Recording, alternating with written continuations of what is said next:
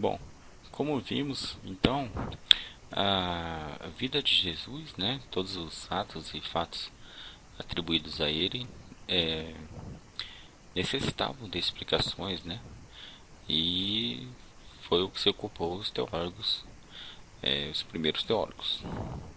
A questão é que, na verdade, a igreja estava dividida e que muitos acreditavam da igualdade entre Jesus e Deus, mas igualmente outros não acreditavam nesta igualdade. Para resolver essa questão, foi-se convocado o Concílio de Nicéia, já a igreja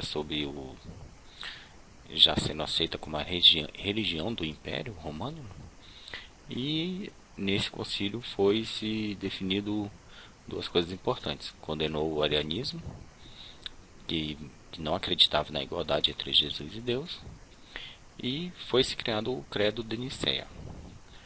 Vamos recitar aqui o Credo de Nicéia. Creio em um só Deus, Pai Todo-Poderoso, Criador do céu e da terra, de todas as coisas visíveis e invisíveis. Creio em um só Senhor, Jesus Cristo, Filho unigênito de Deus, gerado do Pai antes de todos os séculos. Deus de Deus, luz da luz, verdadeiro Deus de verdadeiro Deus, gerado, não feito, da mesma substância do Pai.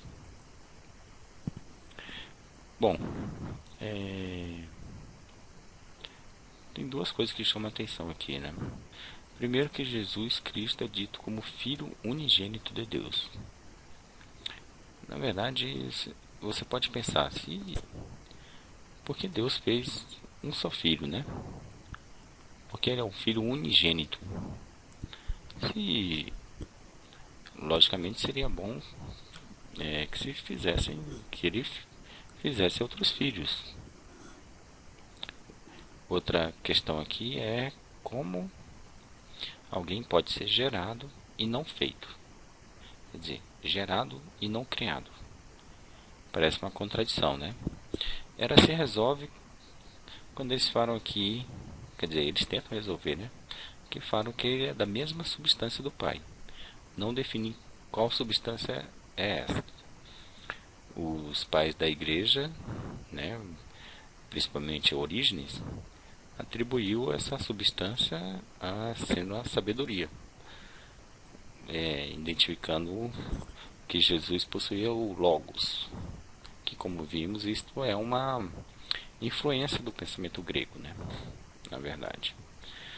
Ah, vamos. Toda essa teologia ela tem uma base muito grande no Evangelho de João. Vamos lá pegar o Evangelho de João e vamos dar uma analisada, né, nessa passagem. Vamos aqui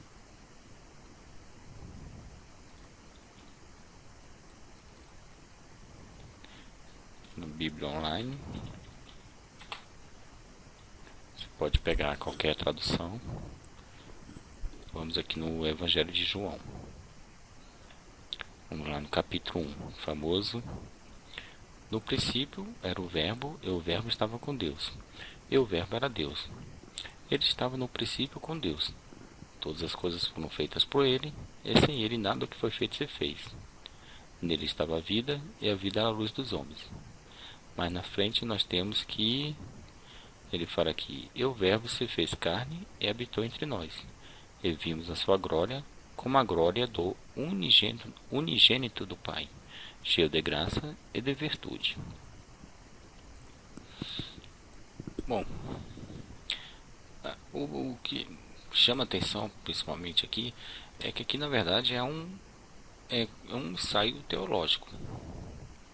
Ele difere dos outros evangelhos porque os evangelhos são nada mais do que narrativas, né, da vida de Jesus, intercaladas com os ditos de Jesus. Isto é, o que Jesus disse. Aqui não há nada disso.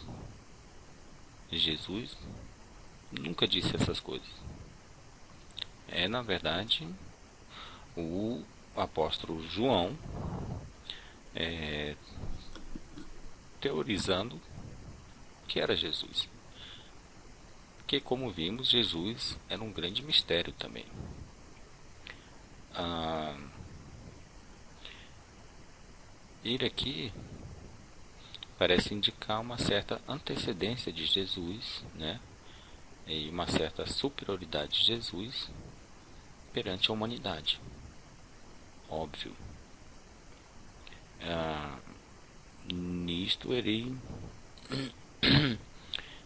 pode se dizer que iguala Jesus a Deus. Mas claramente nada pode ser igualado a Deus. Mas uma coisa ele erra aqui. Você vê que aqui logo no início isso aqui não faz sentido. É bonito, é até poético. Essa teologia do João é bem poética, bem bonita. Mas se você colocar aqui que o verbo é Jesus, isso aqui não faz sentido. Vamos ler. No princípio era Jesus, e Jesus estava com Deus, e Jesus era Deus. Logicamente, se Jesus estava com Deus, Jesus não pode ser Deus. Então há uma contradição aqui. Então aqui na verdade é uma figura poética. O verbo não pode ser atribuído esse substantivo. O verbo não pode ser atribuído a Jesus, não pode ser identificado como Jesus. Porque aqui você tem uma confusão entre se ele era uma criatura ou se ele era o Criador. Deus é o Criador. Jesus não pode ser Deus.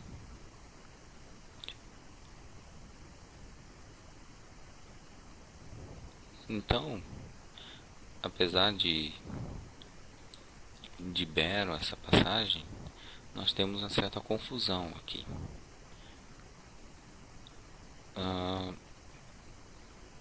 E nenhuma dessa passagem há um dito do Senhor, né? Não há um dito de Jesus. Então é a própria teologia de João. Mas por que João? Aí eu estou imaginando, né? Por que João teve a necessidade de colocar essa, essa figura, essa passagem? Bom, porque Jesus era tão magnífico, tão superior, e ele mesmo se dizia que era o único que viu a Deus, que era enviado de Deus. Então, logicamente que Jesus já recebeu de Deus a palavra, ou já recebeu de Deus a sabedoria antes de ter nascido. Porque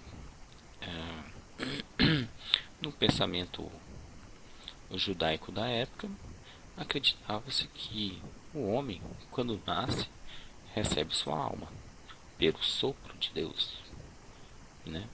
Que o Deus lhe dá um espírito. Mas Jesus se ele diz já conhecer Deus, que vem em nome de Deus, na verdade, quando ele nasceu, ele não recebeu esse sopro. Então, ele já possuía uma inteligência anterior.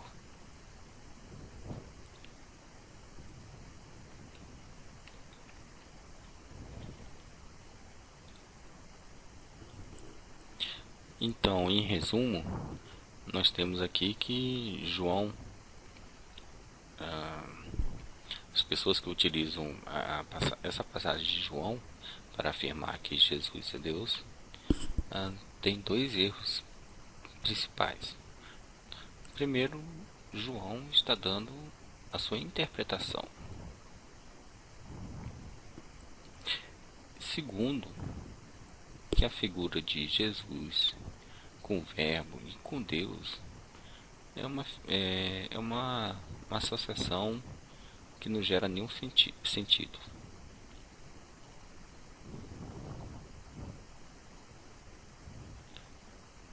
É, é, a, é a passagem talvez mais forte, né, que faz essa associação, mas não faz sentido.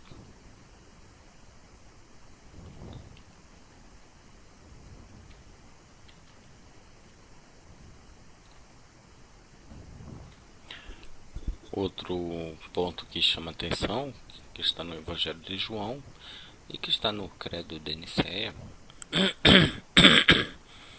é que quando ele fala que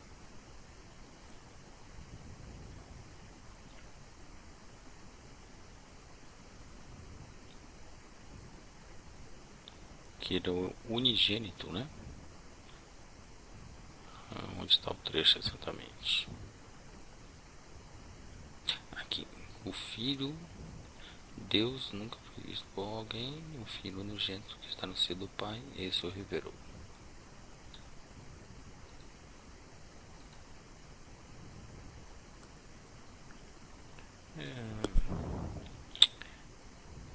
Bom, o que significa o Filho unigênito, né? Uma vez que todos somos criaturas de Deus, então, na verdade, todos seríamos filhos de Deus. Mas por que então põe unigênito? Unigênito aqui se refere à plenitude, né? Porque também, se somos filhos de Deus como criaturas, o sentido filhos de Deus, na verdade, são as pessoas que seguem a palavra de Deus. Vou fazer a pesquisa aqui, filhos de Deus. Deu bastante citações. Botar filhos de Deus. Vamos ver aqui no Novo Testamento. Você vê aqui que já que em Mateus capítulo 5, versículo 9, bem-aventurados os pacificadores, porque eles serão chamados filhos de Deus. Aqui temos também a passagem aqui do Mateus 16:16. E Simão Pedro respondendo disse: Tu és o Cristo, o Filho do Deus vivo.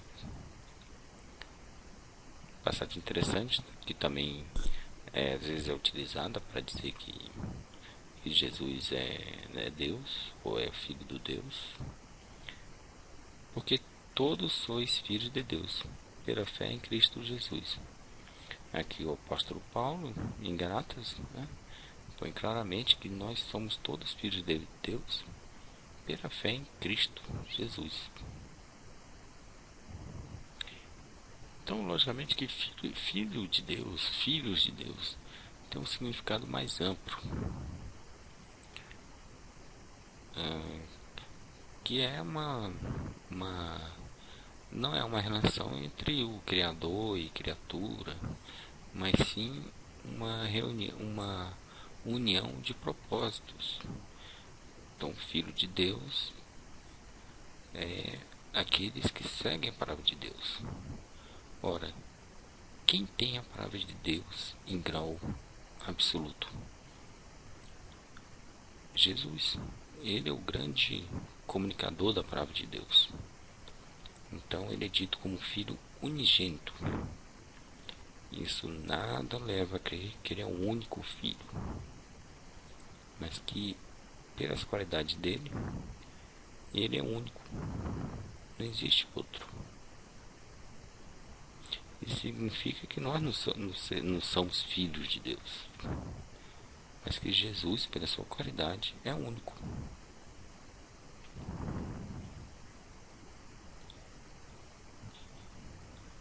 Bom, então essa passagem de João, apesar de bonita, não faz nenhum sentido quando se refere a identificação de Jesus como sendo o Verbo, e o Verbo tendo sido encarnado.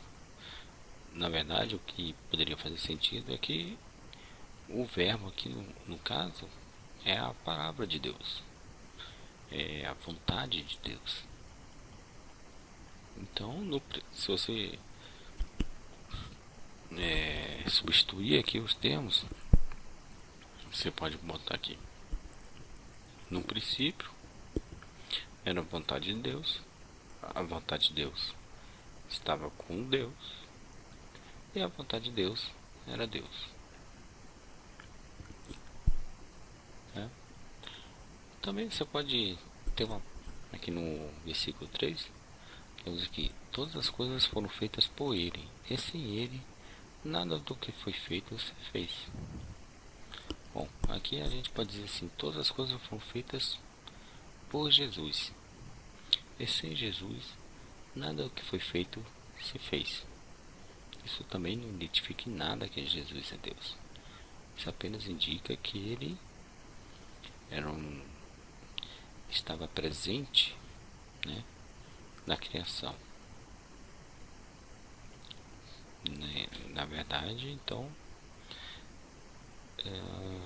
você tem até uma certa que Jesus, antes de encarnar, já existia, e consequentemente já existia antes da vida material. Mas isso não indica, isso não corrobora que ele seja Deus. Então, essas passagens realmente que o pessoal citou, eles meio que forçaram um pouco o pensamento e tentaram justificar seus dogmas. A outra passagem também muito citada está aqui no João mesmo, no capítulo 8, em que Jesus é